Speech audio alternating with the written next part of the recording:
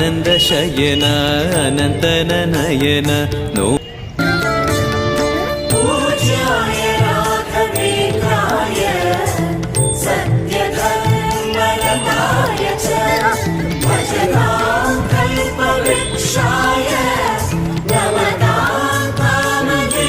ఈరోజైతే మంత్రాలయంకి వచ్చినాం.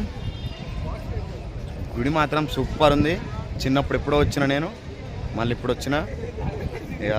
చాలా అంటే చాలా సూపర్గా ఉంది. హైలైట్ ఉంది టెంపుల్ మాత్రం, మామూలు టెంపుల్ కాదు ఇది.